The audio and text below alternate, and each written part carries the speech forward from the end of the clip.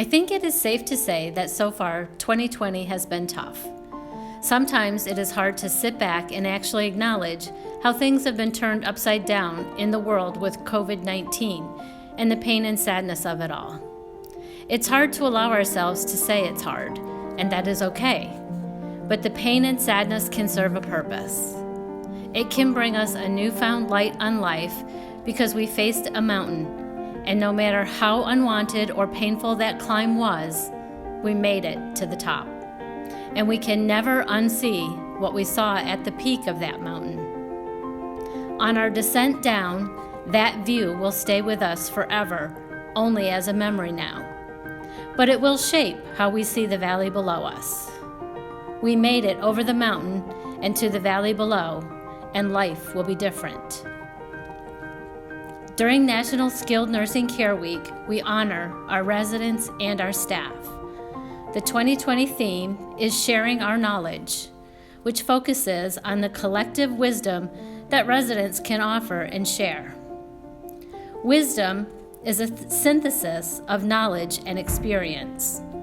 Our residents offer a unique perspective based on their life experiences, reminding us to be present, celebrate the small moments, and value connections. We are human. We are not perfect. We are alive. We try things. We make mistakes. We stumble. We rise again. We try again. We keep learning. We keep growing. And we are thankful for the priceless opportunity called life.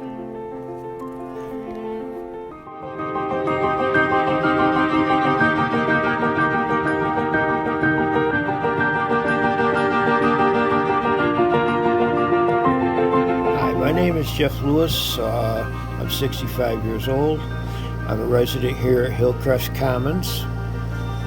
I wanted to share a little wisdom with you today that I've gotten through the years, and the first wisdom I got was from a job working with the circus.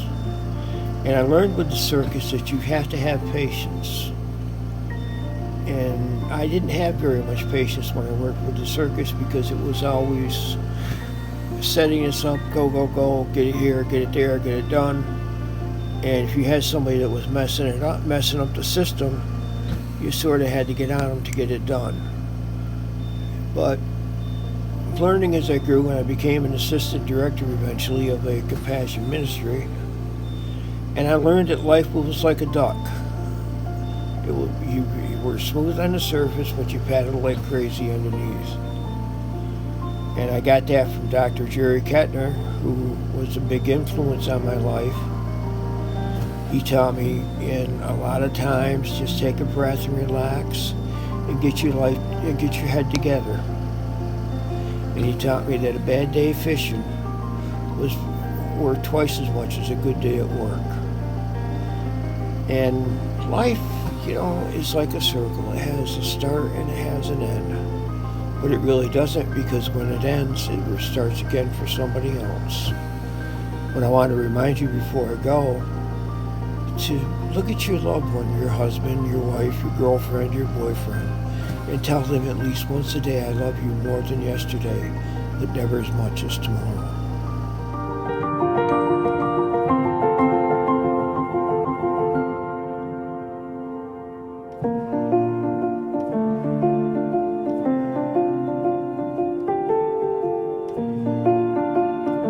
Who is the person who influenced you the most and why?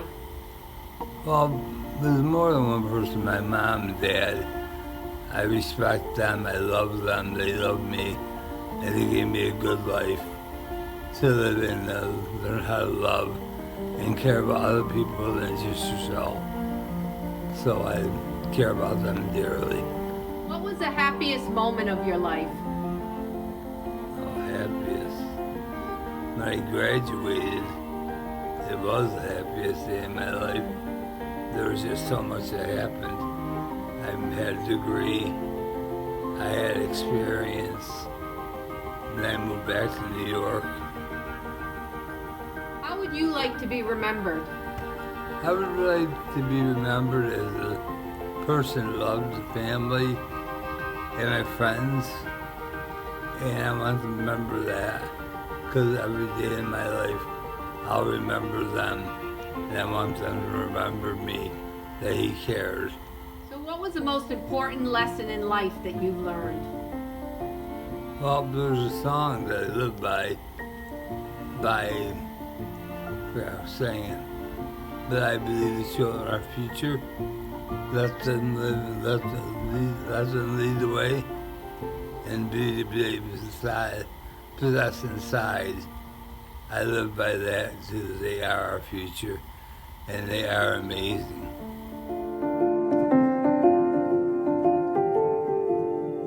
I'm going to tell you a short story that seems to bless people. When I was at Springfield Technical Community College, my father's wife's mother was living with us. And one day I was home, sitting at the dining room table, just studying, and she came walking through, got to the hallway and fell on the floor. And I said, "Can you get up?" She said, "No." I said, "Are you okay? Is there any pain?" "No." I said, "What do you do when you fall on the floor?" "Well, I wait till your father gets home, and then he gets me up." But I knew my dad would get overtime if he could. He might not be home till 7 or 8 o'clock in the evening. So I said to her, you have no pain, right?" I said, "Well, I'm going to show you how to get up." And I got a captain's chair, the arms that go around like this. And I said, I put it up against the wall in the hallway. I said, "Can you turn over on your tummy?" She said, "Yes." I said, "Can you get on your hands and knees?" "Yes." I said, "Now get near the chair here and put your arms on a chair, your hands on the chairs. Now using your arms and your legs, get up." She got right up. See, I had a benefit. I was paralyzed very young, and I learned some tricks that you don't learn unless you have to. Now, what she was saying was, she was right. She couldn't get up, not the way she used to when she was 35 or when she was 10. But now, she's in her late 80s, she can't get up. But she just said she couldn't think of a way to get up. But the next day, I come home from school, and she comes over and she says, "I fell in the bedroom." And she had a smile on her face, and she said, "I crawled to the bed and got up." And that just shows you that there's advantages in life, no matter what you go through. And so my experience helped my grandmother to get up when she fell on the floor. And that's the story.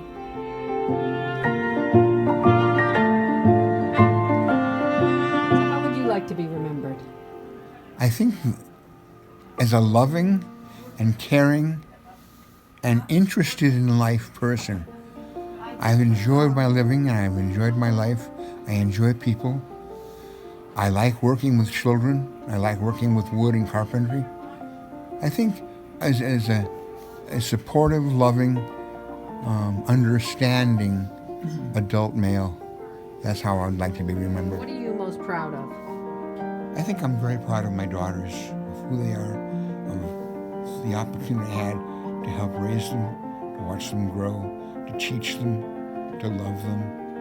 One is a fantastically talented art teacher, works with children. One is fluent in Spanish, teaches, works with immigrants to America, recent immigrants to America. And my youngest daughter is very artistic, does wonderful art, drawing and works with clay. She's a bartender, and I'm a little worried about that. But I'm proud of my daughters. I'm proud of my life with them. So how do you want to be remembered? I want to be remembered that I care about them and to overlook all their little crabbiness, especially when they don't feel good or they're sick. overlook all that little stuff. Tell me what you're most proud of. I'm most proud of my children and my grandchildren, great-grandchildren, and my parents.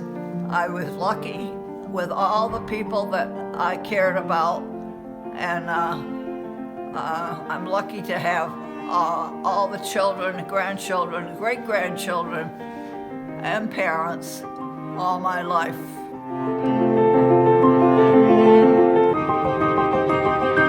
What was the happiest moment of your life? When I got married. Tell me a little bit about your wife. My wife was a musician, talented, and she was a singer, and I'll have to leave the other part out. And how long were you two married for?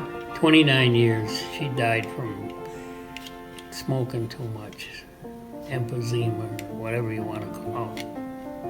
And how would you like to be remembered? I have no idea. I don't have any. It doesn't matter to me. I'm a person that never liked to brag about what I could do. I call myself like sneaky snake. If I can do it, I'll do it. But I don't want people to know if I can't. I mean, I had a good friend that was a doctor of economics, and he was the quietest person I ever knew. But he was smart. And mostly what comes out of your mouth is you wish you didn't say it. And even this interview, I'm kind of, I hope I say the right thing. What was the most important lesson you learned in your life? To do what you're told. And I learned that from my father.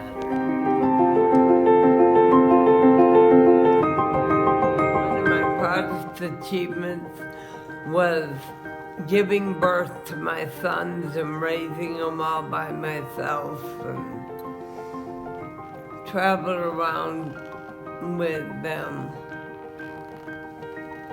And there was 6 years between my oldest and my youngest, and they got along real good. In addition to my greatest achievement, I joined, and I was one of the first class of security police women, and it was a tough time because people were saying, oh, well, she's a woman, we'll take advantage of her. But I did enjoy it. I met a lot of people and I had a lot of friends.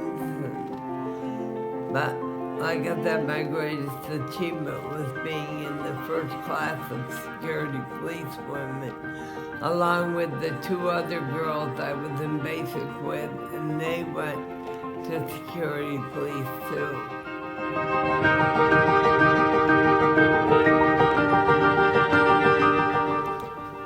I came back from the military on August 1st, 1952, and I met my wife, Alina, through my brother Phil and his wife, Mary. Mary, Phil's wife, and my wife, Alina, went to school. But as I'm walking to see them, I said to myself, I'm gonna marry Helena. I don't know, it was like a magic. And in those days, you had to get permission from the father. I had to go to see her father, and I had to kneel down by the couch, and he was sitting on the couch, and I said to him, Mr. Savage, I want to marry your daughter Helena. And he says to me, what do you got to offer? And I laughed. I said, I don't have a job now, but I just got out of the military, but I expect to be working soon. Welcome, son-in-law. And he shook my hand like that. And that was the happiest time of my life. And I went to school for 2 years under the GI Bill. I took up accounting, and I retired from the Postal Service in Mount Vernon, New York. Yeah, I was drafted by Uncle Sam to go into the military. I was supposed to go into the military, Army, but I went to the post office and I enlisted in the Navy. So I reported for duty down to Bainbridge, Maryland for 16 weeks of boot camp training. Then they shipped me to Germany, Bremerhaven, Germany, a big Navy base. The city of Bremerhaven was leveled to the ground. The Navy base was okay. It was partly Navy and Army, and it was 4 zones. It was American zone, Russian zone, English zone, and French zone. And at one time while I was there, the Russians closed their zone down. And General Lucius Clay, the European theater commanders, asked the Russians to reopen their zone. While the zone was closed down, we had to airlift everything into the base that I was at, all the food and everything else. But we were ready to go to war. Nobody knew it. Oh, can you tell me what is the most important lesson in life that you've learned? To be patient with your family, with your friends, and not to jump it, and not to make a lot of trouble, just to be at peace. What has influenced you the most in life? My husband, my daughter, and my 4 kids. And how did they influence you? Just by being mine, just by making me happy, making me sad, and I miss whatever happened. I lost all of them. So it's been a good lesson for me, and now I'm here and things are starting to pick up a little bit. I'd like to be remembered. One day at a time.